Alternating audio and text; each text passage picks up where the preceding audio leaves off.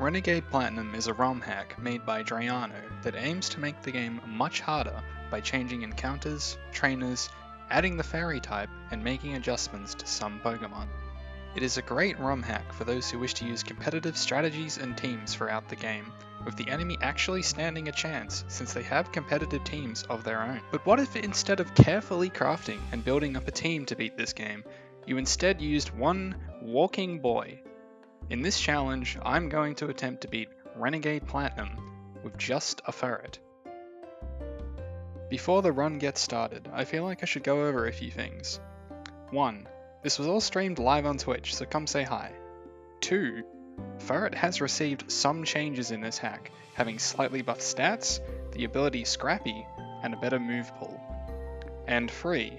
The rules, which are only Furret in battle, no items in battle, set mode at all times, HM slaves are allowed because they are required, and no changing Furrets mid-run for better natures, IVs, EVs, any of that. I will also only be going over the important things or things of interest, since I don't want this video to be over an hour long. It's a very long game. To start the run, I used the Pokemon Randomizer tool to change Piplup into a Furret. No real reason for Piplup, I just despise it the most out of the three. Usually, Furret would be level 15 minimum, since that's when Sentret evolves, but since this is an evolved Pokemon, its starting moveset is quite good. It has quick attack from the get-go. The first fight was very easy due to this. I named my Furret Rat Dog, due to a channel point redemption, and then had a small fight with Dawn. This hack adds fights against trainers that you don't usually fight, Dawn being one of them. It was as easy as Barry. Nothing really happens until gyms and major fights, so I'll be mainly focusing on them. I head to Jubilife and grab the Water Pulse TM, not having any idea that Furret could actually learn it. I had no plan for the first gym, so this seemed like a gift from God. The problem that I would soon discover with Water Pulse is that Furret's special attack stat is beyond abysmal. There was another fight against Barry that didn't go too bad. I thought the Munchlax would be scarier, but I landed a crit on it and the Turtwig, which let me win quite easily. The Silk Scarf was a short walk away and proves to be an extremely useful item throughout the whole run. Something I discovered is that double battles where two trainers intersect become single battles due to me only having a Furret. And actual double battles just don't work unless you have two Pokemon, which at some point I do. I get the HM for Rock Smash, I grab Rock who gives me a useless rock, and then I, naively, head straight for the gym. It went as well as you thought it would go. I get Thunder Waved immediately by the Nose Pass, and the damage that Water Pulse did was the equivalent to a child blowing bubbles onto a rock in real life. It was clear something needed to change for me to win. I went to look for a Cherry Berry to get rid of the paralysis from Thunder Wave, but noticed that the Oreburgh Gate was open since all Rock Smash rocks have been removed. In this cave was Brick Break, which worked wonders in my Radical Red run where I also used a Furret. With my new weapon in hand, I went back to the gym and won first try. Honestly, if Nosepass didn't miss the Thunder Wave, I don't think I could have won, but as you can see, Brick Break absolutely decimates Rock's team. Water Pulse was still there for dual types, since there was no way they could survive. And with that, I beat the first gym with just a Furret. The next important thing that happened is in the Valley Windworks, in which there is a mandatory double battle, so I'll go over how these work now. Whenever the second Pokemon has to act, I throw a Pokeball instead. This uses their turn without influencing the fight. I cannot, however, force the enemy to ignore the second Pokemon though. This is the best I can come up with. The first attempt at Mars sucked. Zubat poisoned me on the first turn, which means I lose. I was really scared of her Perugly since that thing was traumatizing on my first playthrough. The second attempt though went really well. Zubat missed, Flame Wheel, which Furret now learns in this hack, did tons of work, and that Perugly I was so scared of was nothing more than a kitten compared to my godly Furret.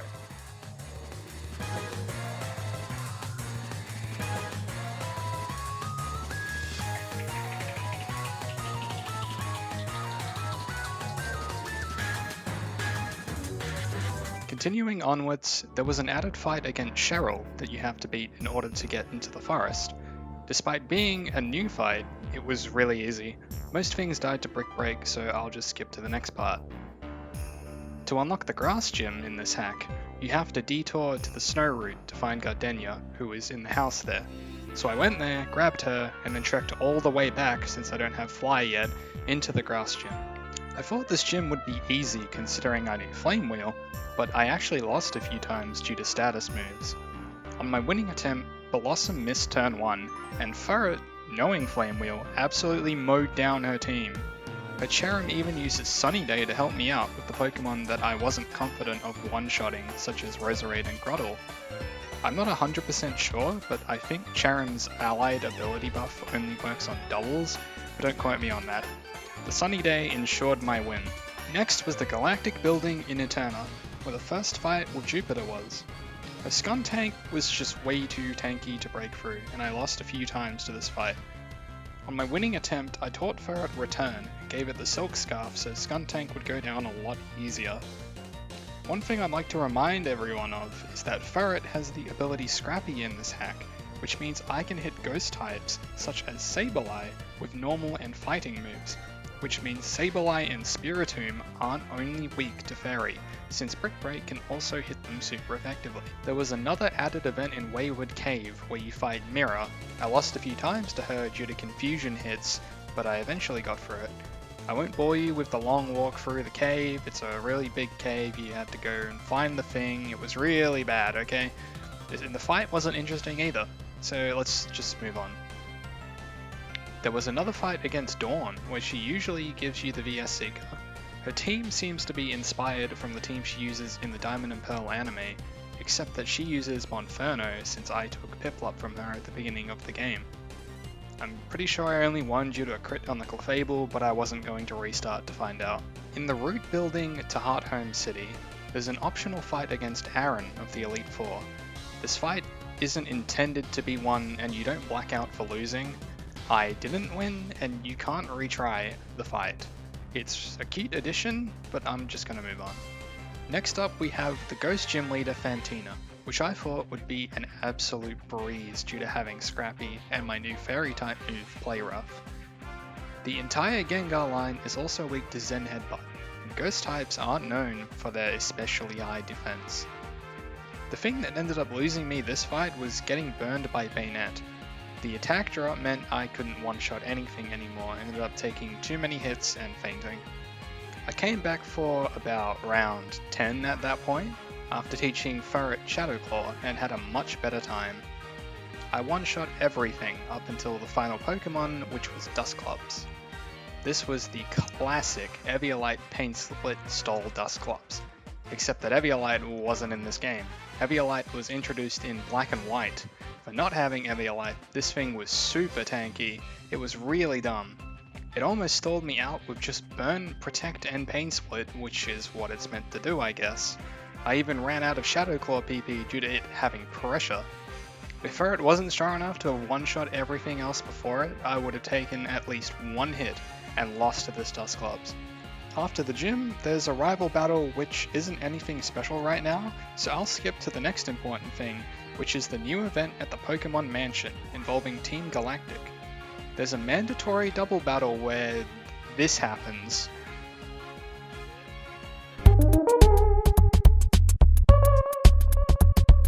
Yeah, since this is a custom double battle, the creator forgot to check if the player has 2 Pokemon, and when you try to send out a Pokemon that doesn't exist in Gen 4, this happens. Other than looking weird, it doesn't affect anything, and the game continues normally after it faints itself. It was pretty funny though. After reaching Salacion Town, there's a newly added NPC which helps you EV and XP train. I reset all of Furret's EVs using the added Berry Vendor that's right next to the newly added EV trainer, and I max out its HP and attack EVs. Attack since we don't use special moves, and HP since it's a lot more efficient than using the defenses in a solo run. The next major event was Maylene, who actually gave me a lot of trouble. Since this is a fighting gym, I can very easily die here. I can one-shot all of her Pokemon except the Lucario. Playrough has arranged to kill the Infernape, and if I happen to not get a one-shot on the Infernape, that means I lose, since I'll take a close combat to the face and then get killed by the sashed Lucario afterwards. When I hit the range on the Infernape, the battle was won, though the Lucario decided to not attack me for some reason. Who knows? I still won. A whole lot of nothing happens until Pastoria City, where I find the move reminder, who in this version doesn't require heart scales to use, so that means I can use him as many times as I want, whenever I want, and I have free reign over my learnt moves. I also happen to find some added tutors to the left of the Pastoria City in a house who teach some really good moves. I make use of the move reminder and these new tutors throughout the entire run. After that, I go grab Wake to enable the gym, and then get into another rival battle. You know the drill at this point, it's really easy, let's just get into the gym. Thanks to our new tutors, I now had access to Thunder Punch, Grass Knot, and Extreme Speed, so Wake wasn't really much of a problem. Grass Knot was mainly there for Quagsire, but it has the berry that stops it from getting one shot, so I ended up using Double Edge instead because it's more consistent. Thunder Punched as well until Gyarados' Intimidate comes out, and from then on I use Double Edge and Extreme Speed. Extreme Speed is mainly there since Wake uses a lot of Swift Swimmers, and it's permanently raining in the Water Gym in this game. E-Speed will make Furret outspeed all of the swimmers. It even outspeeds Aqua Jet if needed because it has +4 priority. This gym only took about 3 tries once I got it down. After investigating a potential terrorist attack, we then run into Cynthia, who gives us the secret potion to clear the Psyduck, and then it's off to Celestic Town, which has a battle with Cyrus. Cyrus is absurdly easy compared to every other fight in the game, so I'll be skipping his fights unless they get hard. There's another rival fight I'll skip over at Canalave, which means our next destination is at Iron Island, where there's an added fight with Riley. Riley mainly uses Pokemon that are weak to fighting type moves and fire type moves. As such, this fight was very easy since I have a Brick Break and Flame Wheel. I lived on red HP, but it wasn't scary at all. Honestly, I wasn't scared.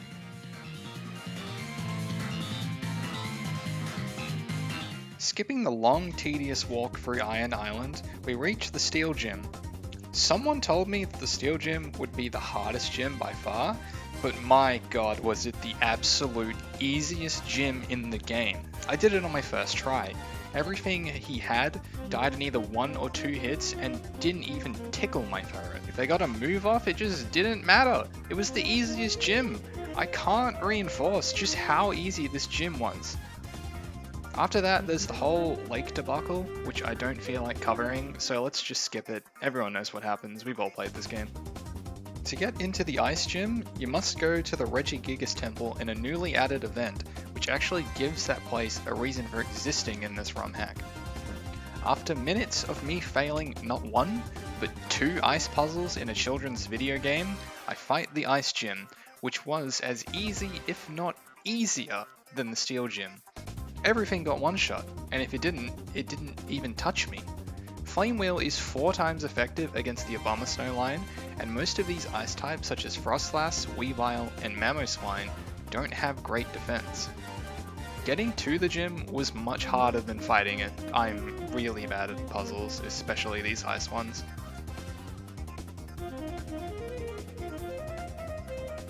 Now it's off to Galactic HQ, where Cyrus spouts some fake news or something, and then we confront him about it afterwards. It's a normal Cyrus fight, you know how this ends, it's still easy, yada yada. The real fight is afterwards. I lost so many times to Saturn. I can't really tell you why, I just did. This guy should be the real Galactic boss instead of that Cyrus fella. I got through it eventually though, and was able to free the river rats. Time for the coolest part of the game, Spear Pillar, where Drayano, the absolute madman, added a 12v12 double battle against Jupiter and Mars. Each of them has 6 Pokemon, making it 12 altogether. The concept of this was great. The fight itself, not so much. Me and Barry focused down one of them, while the other's Crobat just sat there the entire fight setting up. which made it a constant 1v2 and an easy win. Kind of disappointing. I was really looking forward to this fight, having to take on 12 Pokemon with just a Furret. Cyrus gets kidnapped by Satan, and now we have to go save him. I wanted to show the cutscene, but it shows on the bottom screen, which is super small due to my overlay. Unfortunate. I sure hope they get the Distortion world right in the remakes. I ended up getting lost for almost half an hour looking for Azelf's stupid rock. I got lost in a children's game. Completely unheard of. Before you say anything, yes, I have played this game before. Quite recently too. Now there's an added fight that I dreaded doing with only a Furret, and it's right here in the Distortion world. A double battle against Dialga and Palkia. I was scared of this fight, but it ended up being an absolute cakewalk. Player off one-shots Palkia, which I didn't expect even at my level, and Dialga focused my HM slaves, which I needed to get here, and there was no way to feint them. Dialga died in 2 brick breaks, and Furret has now killed 2 gods. After that, it's just a normal Cyrus fight. We all know how that ends. The only thing that's different is he now has a Gyarados, but it just doesn't change anything. Let's move on.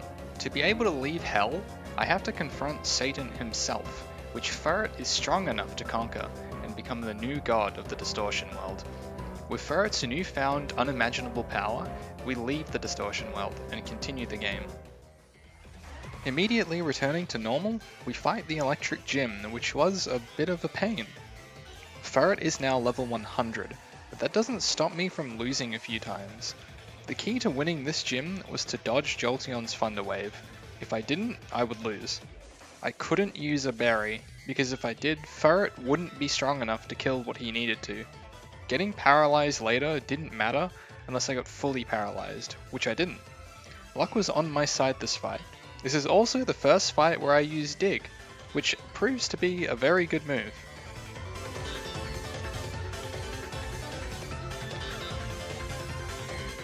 I'm gonna skip over most of Victory Road, just know that it was hard, like really hard. At this point, normal trainers have full teams of trained Pokemon. Some are even harder than gym leaders. There's a new section which has a fight against Marley you have to beat to progress the game. She kicked my ass more times than I'd like to admit. Her team is just very good, and very bulky. I actually only won due to me having my HM slaves with me. Oh well, I ain't trying again. We head to the area where Shaman usually is, and fight Dawn for the last time. She actually managed to beat me, once. I didn't expect her to have Jump Kick. Knowing that she had Jump Kick though, means I could just cheese it with Dig and embarrass her as her Pokemon kills itself. I also won the fight after that, nowhere near as hard as Marley. After this, we never see Dawn again.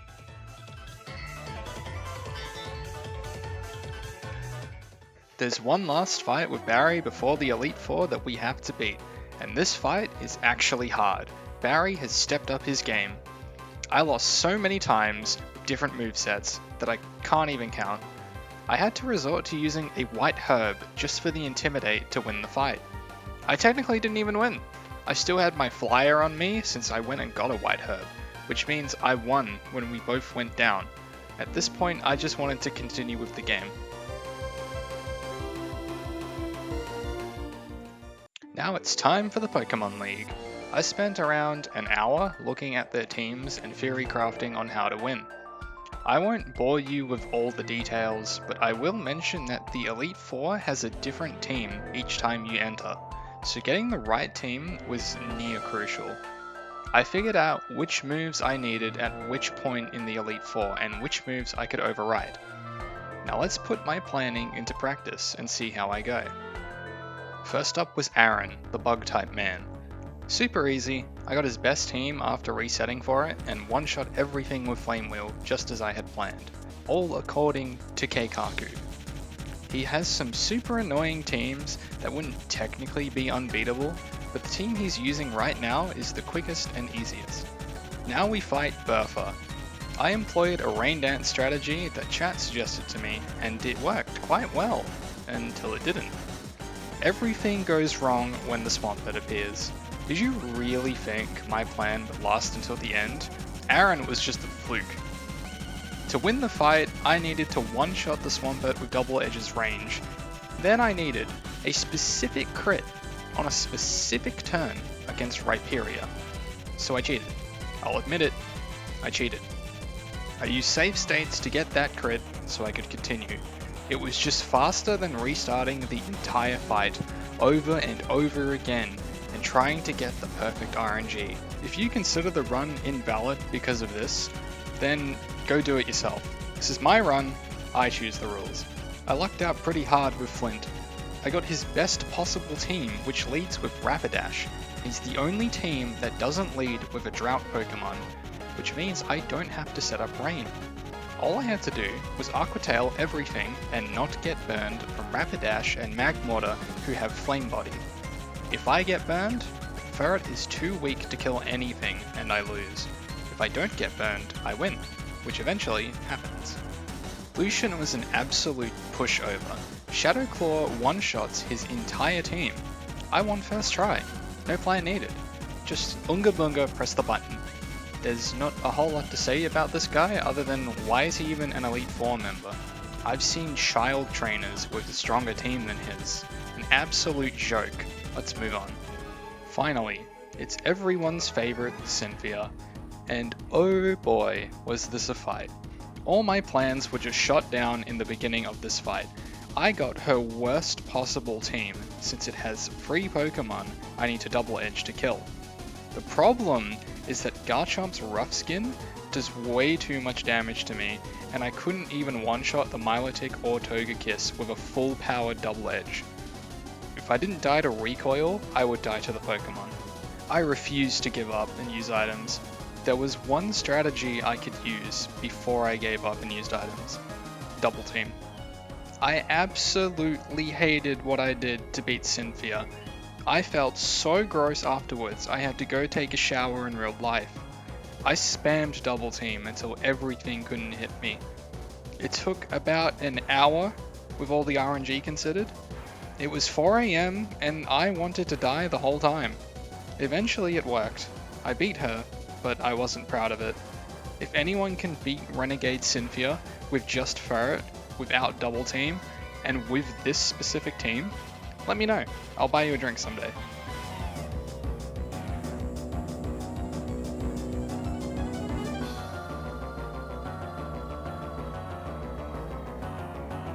And with that, I finally beat Renegade Platinum with just a Furret, sort of. It was over.